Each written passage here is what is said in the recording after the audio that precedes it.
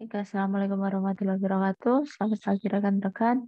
Eh, Pada pertemuan 15 ini kita akan bahas tambahannya ya untuk pengenalan makro atau mungkin menggunakan makro ya di dalam Microsoft Excel. Nah, nanti untuk interface VB-nya ini masih dengan ini ya Windows XP ya, tapi struktur menu tidak jauh berbeda ya. Ada kontrol menu, kemudian toolbar, menu from window dan jendela kode. Nah, beberapa menu memang secara struktur hampir sama. Dan saja mungkin dengan ini ya bentuk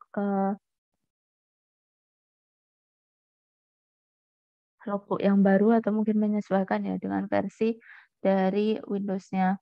Nah, bagian kode nanti terdapat tools yang penting ya ada dua, Visual Basic sebagai pengaktifan dari MS Visual Basic for Application.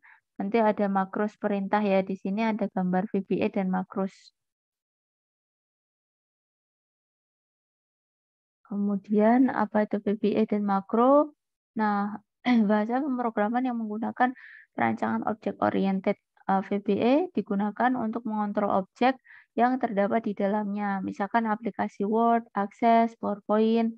Kemudian makro, kumpulan komen ya atau perintah dan prosedur untuk melakukan tugas tertentu, disimpan di dalam bentuk modul pada file Excel di mana makro di sini dapat dipanggil ya untuk menanggapi suatu kejadian event ya, seperti suatu klik pada tombol. Kemudian makro dapat mempermudah dan memanggil secara otomatis ya perintah yang berulang.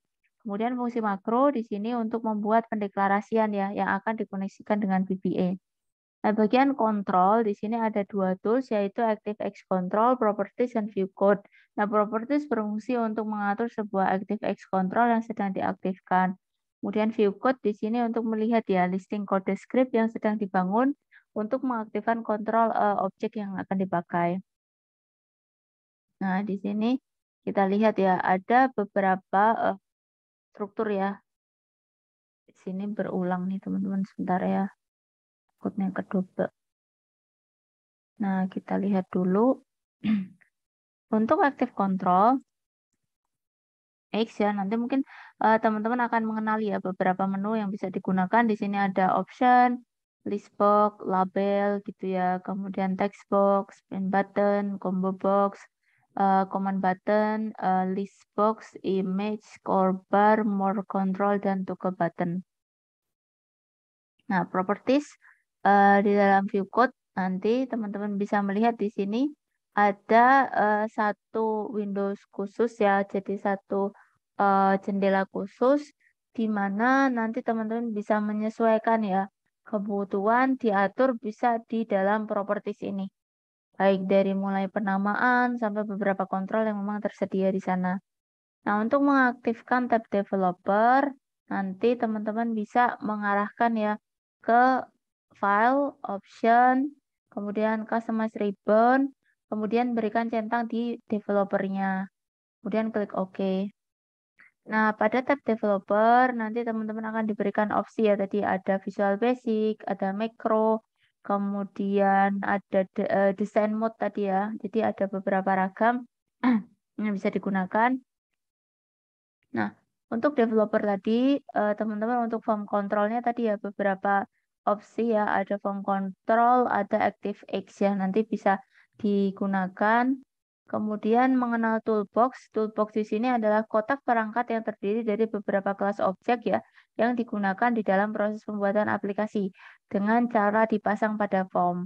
Nah, form window ini daerah kerja utama tempat membuat program-program aplikasi VB-nya. Nah, di sini adalah contoh ya beberapa toolbox yang bisa digunakan. Nah, di sini adalah user form ya.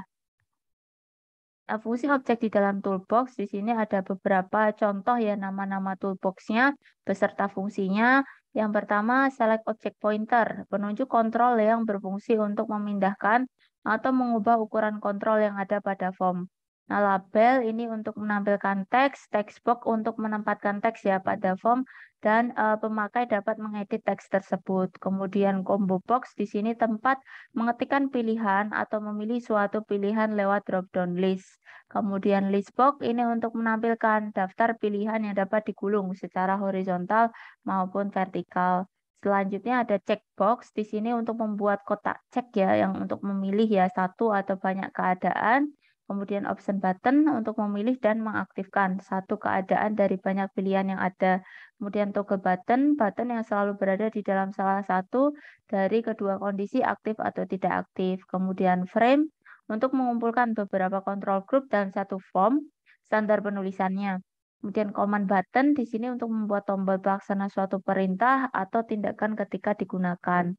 Selanjutnya ada scroll bar di sini untuk menggulung satu area kerja dengan jangka lebar pada posisi horizontal ataupun mungkin bisa juga vertikal. Kemudian image atau picture box untuk menampilkan gambar pada VB. Nah, selanjutnya ada pula Project Explorer. Nah, untuk Project Explorer di sini sebuah window yang berisi komponen-komponen dari project. Kemudian komponennya nanti bisa sheet ya, kemudian Excel object. Komponen tambahannya form, modul, kelas modul yang sedang bekerja. Nah, untuk menambahkan form atau modul ya, nah nanti bisa melalui ini ya, klik kanan, klik dulu, nah nanti insert ya user form. Nah, kemudian properties di dalam Windows untuk menunjukkan bagian dari elemen yang dipilih pada jendela VBA Project ya. Sebagian desain yang dapat dimodifikasi telah didefinisikan. Ada dua kategori, alfabetik dan categorize. Nah, di sini bisa menyesuaikan ya. Yang alfabetik seperti ini, yang categorize seperti ini. Selanjutnya, untuk membuat fungsi ya, fungsi yang dibuat pada VBA Editor di sini dapat dipanggil pada Spreadsheet Editor. Untuk dapat membuat fungsi, untuk misalkan menghitung luas ya segi 4, maka dituliskan ya dengan baris program di dalam VBA Editor function, misalkan luas ya. Nanti pemanggilannya luas ini dengan menuliskan panjang, koma, lebar. Di mana cara menghitung luas kita rumuskan luas sama dengan panjang dikalikan lebar ya, kemudian n function. Nanti ketika teman-teman ingin menerapkan di dalam VBA, silahkan ya bisa menggunakan modul. Kita tuliskan dulu ya function tadi ya luas. Berarti nanti cara memanggilnya dengan panjang di koma lebar. Nah untuk rumus cara penghitungannya luas sama dengan panjang kalikan lebar ya. Kemudian jangan lupa di close ya functionnya di n function. Nah kemudian ketika teman-teman ingin memanggil ya fungsi, tinggal berdasarkan pendeskripsian tadi. Luas berarti panjang, koma lebar. Berarti di sini ketika kita panggil, fungsi yang telah kita buat tadi, silahkan dituliskan ya. Jangan lupa karena dengan fungsi kita mulai dari sama dengan luas, koma, panjang dikalikan lebar. Kita definisikan, katakanlah panjangnya misalkan 10, lebarnya 5. Untuk luas, tinggal kita tentukan, kita tulis sama dengan luas dari nilai ya 10 ini berada di C2 dan C3 ini adalah untuk lebarnya. Maka nanti akan diperoleh ya hasilnya. Selanjutnya nanti teman-teman bisa menghitung misalkan fungsi segitiga ya. Alas kali tinggi gitu ya. Tengah alas kali tinggi. Nah, nanti di sini bisa nih teman-teman alas kali tinggi di sini ya segitiga rumusnya ditentukan. Nah, selanjutnya selain fungsi ya, kita membuat satu rumus, bisa juga di sini untuk penerapan pembuatan tombol. Nah, gambar suatu bangun persegi melalui menu. Nah, nanti bisa juga nih melalui membuat menu tombol button ya dengan persegi ya. Teman-teman pilih insert shape rectangle, ubah stylenya berdasarkan keinginan teman-teman. Kemudian klik kanan rectangle shape, nanti dipilih ya klik assign makro di sini ya, yang opsi di sini paling bawah di tengah-tengah ya, bawah smart lookup ada assign makro. Nah, nanti akan diarahkan ke window baru untuk assign makronya, di mana nanti akan diberikan nama, misalkan rectangle klik 1 ya. Nah, kemudian klik OK. Kemudian di dalam VBA Editor kita tinggal menuliskan ya struktur di dalamnya. Untuk sub rectangle grid, misalkan nanti di dalamnya kita berikan satu pesan, kita isikan ya message box-nya. Di sini misalkan latihan membuat tombol gini. Jadi untuk testingnya, misalkan nanti ketika kita akan mengklik suatu tombol, akan dimunculkan satu pesan ya.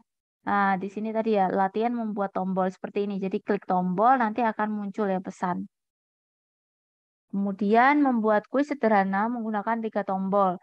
Jadi jika tombol jawaban benar, nanti ditekan maka akan ada message box. Jawaban Anda benar. Kemudian jika jawaban salah, maka akan muncul message box ya. Jawaban salah. Nah, di sini misalkan ya kita membuat satu kuis sederhana di mana nanti pengguna memilih ya opsi jawabannya.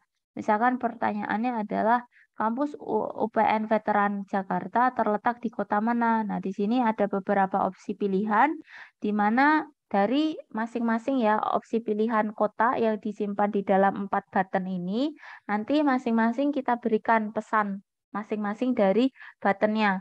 Misalkan untuk rectangle klik 1 ya, yang pertama di sini Jakarta, ini message box-nya kita isi jawaban benar.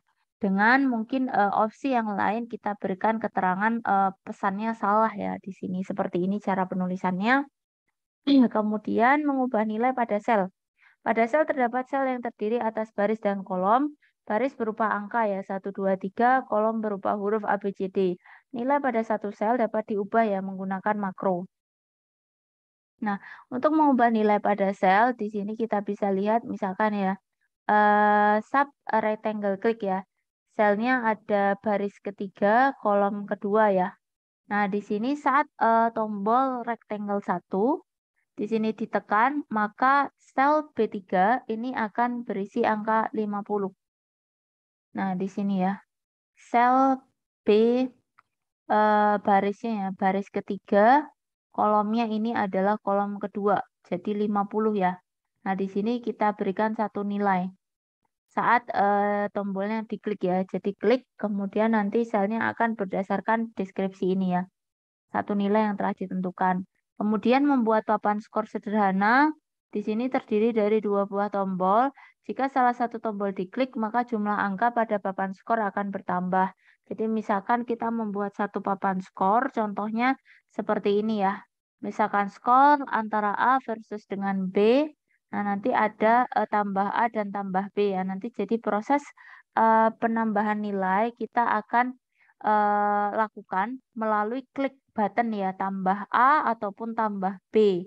Jadi untuk mengubah nilai skor yang ada di tim A dan tim B. Nah, untuk prosesnya teman-teman bisa lihat di sini ya. Ada sub papan skor rectangle satu klik ya. Nah, di sini ada sel seperti yang tadi mirip ya. Di mana selnya tadi kan kita mulai dari baris ya. Baris ketiga, kolomnya adalah kolom keempat di sini. Kolom yang keempat kebetulan ada di kolom D ya, jadi kolom keempat. Kemudian selnya adalah sel 3,4 di mana dot value ya ditambahkan 1. Jadi setiap value-nya dari nilai sel 34 ini akan bertambah 1 ya. Jadi incremental bertambah 1 secara terus-menerus. Kemudian untuk rectangle yang kedua, di sini adalah untuk button tambah B ya. Kalau tadi tambah A, nah di sini adalah selnya 36. Berarti baris ketiga di mana kolom ke-6, tepatnya di kolom F ya. 3 ke 6, selnya adalah 3,6. Dot value ditambah 1 sama ya. Jadi nilai dari sel 3,6 katakanlah biasanya startnya dari 0 dulu, baru nanti kita tambahkan incremental 1. Nah, oke. Saya kira demikian, teman-teman ya, untuk apa namanya penerapan beberapa ragam contoh yang nanti bisa teman-teman terapkan ya di dalam implementasi makro dan VBA. Saya kira demikian. Wabillahi taufiq wa hidayah. Wassalamualaikum warahmatullahi wabarakatuh. Terima kasih.